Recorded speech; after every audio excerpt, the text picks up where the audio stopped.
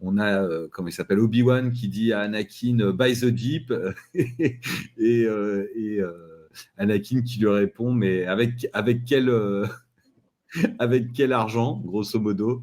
C'était un petit peu aussi représentatif du mood, c'est-à-dire on est tous bien investis. Si on n'a pas été liquidé, est-ce qu'on a gardé nos 20-30% de stablecoin comme on l'a dit à chaque fois? J'ai envie de dire bien sûr que non. Et donc, buy the dip, pourquoi pas? J'espère que vous avez pu. Et pour les autres, j'espère que vous avez tenu. Alors, buy the dip, de mon côté, oui. J'ai acheté comme un cochon ce matin. Bien sûr, j'ai pas réussi à voir le bottom puisque en Europe, on est des NPC en ce moment sur le marché. Tout se passe sur la time zone américaine. Et ça commence à devenir à coûter cher en termes d'opportunités manquées parce que tous les événements majeurs qui ont eu lieu depuis l'élection de Trump, en termes de volatilité, en termes de nouvel actif qui a une hyper spéculation, se sont passés sur la time zone américaine et nous, les Européens, en fait, on a les miettes de ce qui s'est passé du festin américain quasiment à chaque séance. Et donc, pas eu le bottom, mais quand même, j'ai acheté assez violemment avec mes petits stables de côté le dip.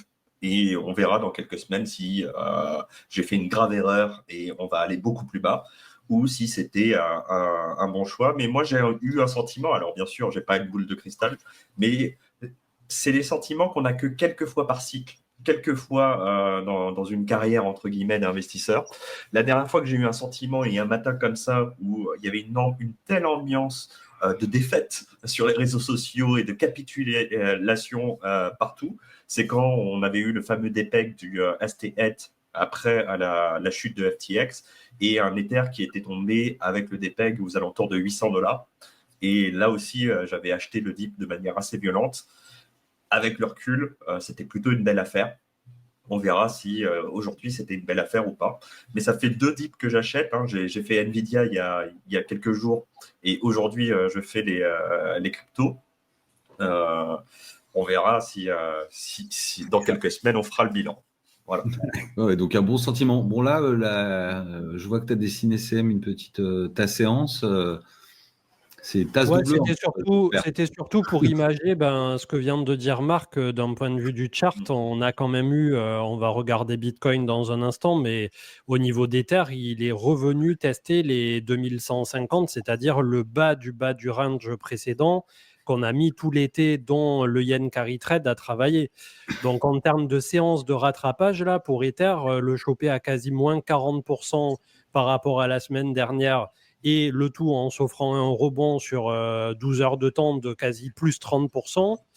Je suis assez d'accord avec Marc pour dire que c'est pas le genre de bougie qui se présente tous les 4 matins. Donc bon, perso, j'ai pas racheté. Je reste fidèle à mes positions depuis pas mal de temps et voilà. De toute façon, comme on l'a dit tout à l'heure, il y a un moment où le robinet il est à sec pour acheter. Je veux dire, il y a plus. on aurait pu tirer sur la corde du collatéral et accepter de passer le collatéral sous les deux ou un truc comme ça, mais on n'est pas dans ce mood-là chez CM. On essaie de rester safe. Donc voilà, c'est pour le coup. Moi, pour être honnête, avant, je faisais ça. J'allais tirer du collatéral sur AV pour acheter. J'ai pris tellement cher, je ne sais pas si vous vous souvenez, je l'avais raconté à l'époque, quand les Iraniens ont joué avec des missiles il y a quelques mois, je crois que c'était l'été dernier, j'ai pris une liquidation, je m'en souviens encore et je pense que je la raconterai à mes petits-enfants, où j'ai perdu une très très très grosse somme. Donc depuis, mon F factor, il était à 3, là il est à 2,5, il n'ira pas en dessous de 2. C'est puisque avant, en fait, ces événements iraniens